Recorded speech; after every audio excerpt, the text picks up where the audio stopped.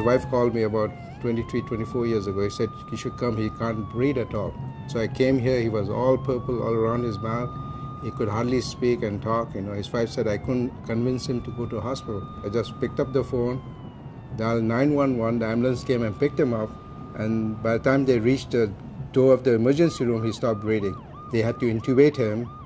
And since then, he has been on intubation for the last 24 years.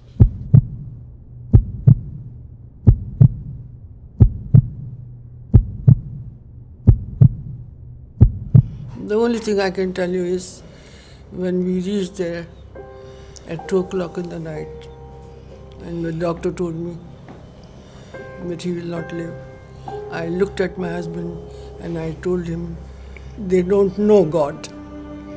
God will not do this to me.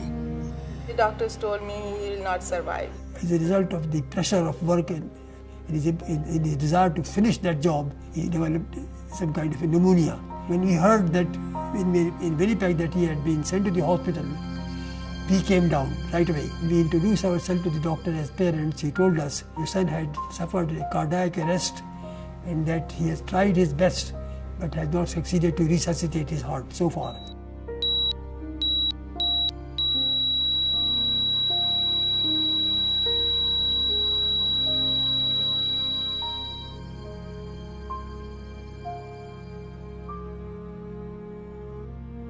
I have often said that if anything happens to my son, I do not think that I myself can survive very long after he goes. Sometimes there's a fear behind you, but I think that fear has gone too. In the beginning, I had fear, oh, he'll go, he'll die. But now I don't even have that fear, thank God. If God has given him so much life, he'll carry on. I came in and I met Mr. B in his wheelchair with his respirator. And I thought, okay, how do I handle this? I had no idea.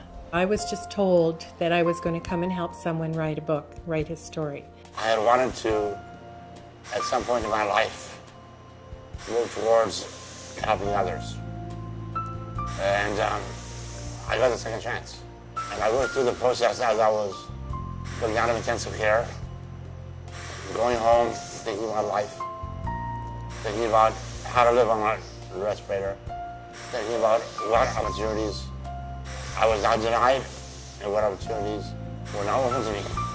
18 years later, I started to write down thoughts, and that led to the book Chasing Good.